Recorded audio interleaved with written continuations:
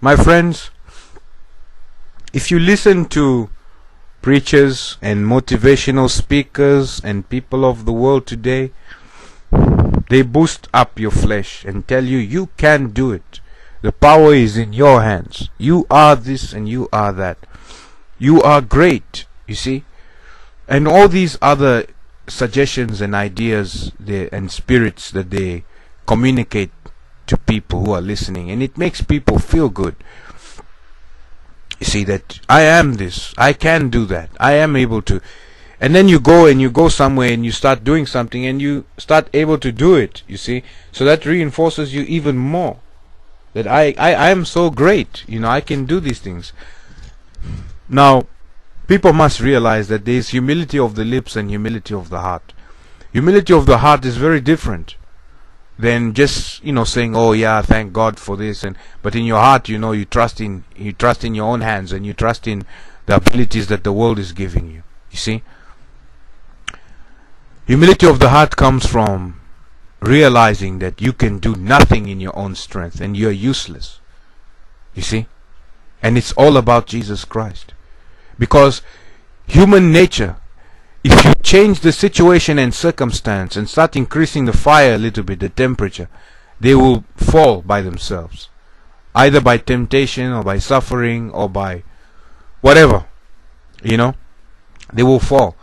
It's only Jesus Christ that can overcome the principalities and powers and all the forces that exist and exert themselves upon human beings. You see,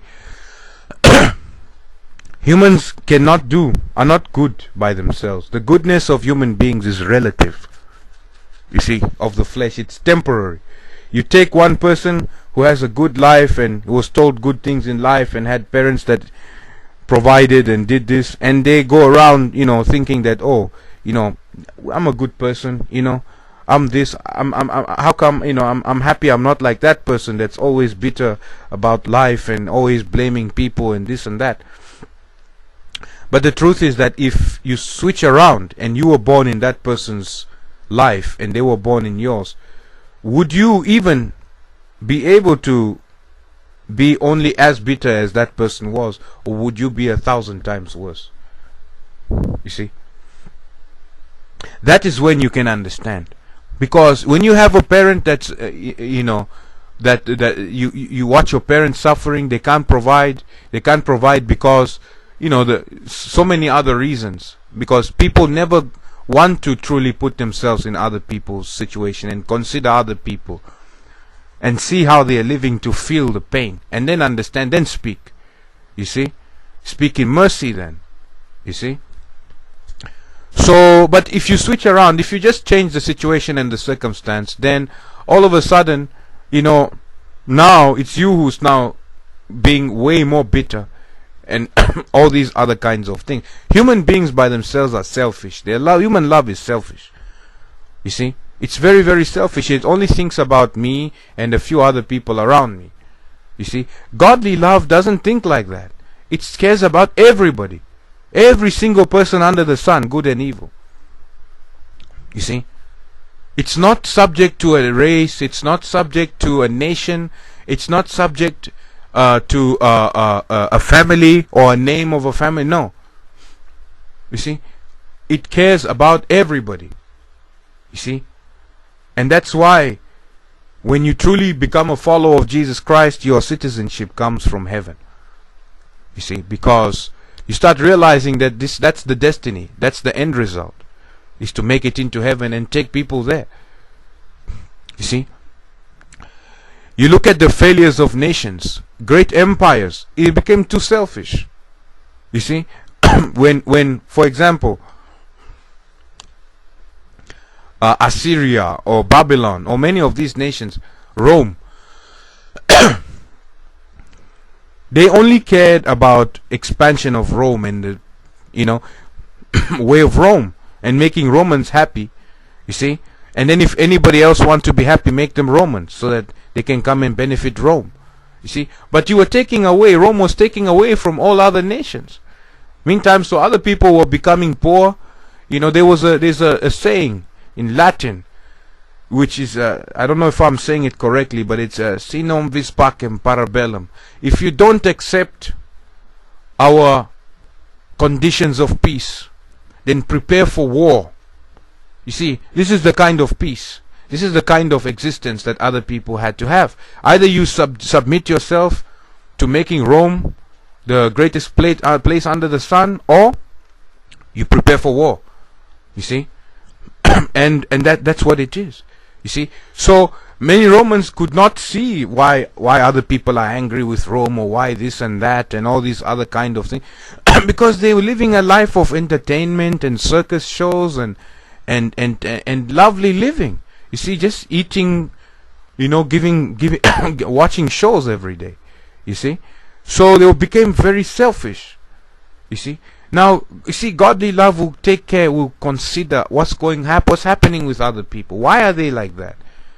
You see, find out why so and so is like that, and then you begin to see how resources were being taken from whichever land of the Visigoth or whoever, and was all being made to make Rome a better place and make other people poor, unless they decided to become warriors in Rome or come to Rome.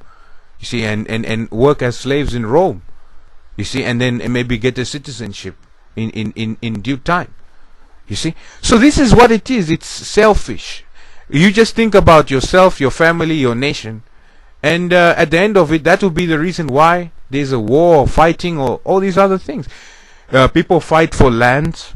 It's selfish because you don't care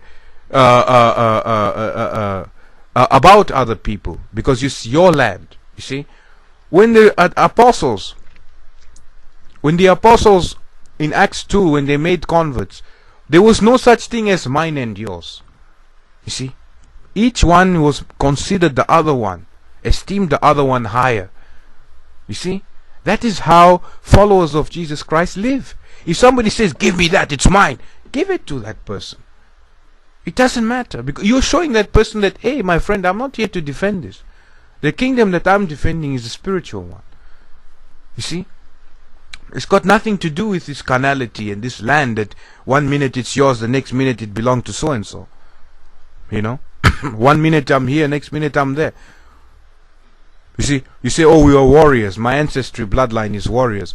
But then you only went back 1,000 years. You didn't go back 1,500 years to find out that there used to be cattle grazers, or there used to be woodworkers. You see, you don't want to do that. At the end of it, all these things are all just temporary things, and it's all selfishness and pride and arrogance. I just care about my family. What happens to my kid. That's it.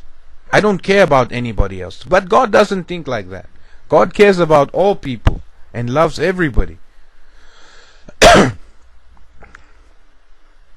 And wants none to perish. You see? But you see the difference. So when we go around thinking that we are good, we are this and that, my friends, our goodness is temporary. It's based on temporary things. It's based on false comforts. It's based on lies. And I'm telling you myself, the things that I have done, when I had things and when I was comfortable, was different. I was a good person, But then when everything was gone, then all of a sudden now the beast and the animal inside wants to be like, hey, what's going on? So you realize this and you start saying, man, Lord, there's nothing I can do without you. Completely nothing. It's all about you. You have to show me the way, Lord. I humble myself. You see the desires that are stemming, that are flowing inside me. I cannot lie before you. You help me. Help me, Lord. I'm nothing.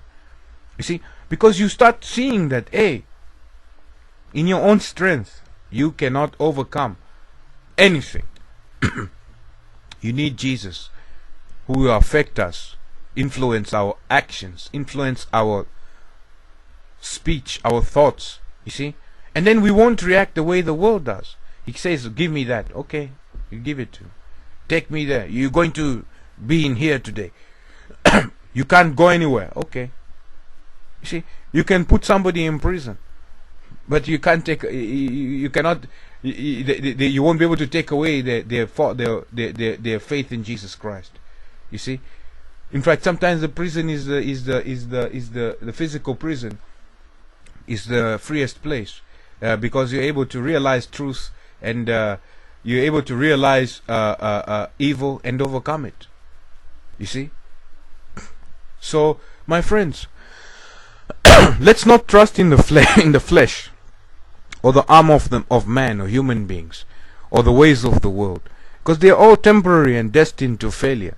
Don't exalt yourself because you think you're a good person, or all these other things, and don't justify doing wrong, if you've had a bad hand in life. You see. But the most important thing is to put your trust in Jesus Christ, truly humbling yourself in your heart, realizing that we are nothing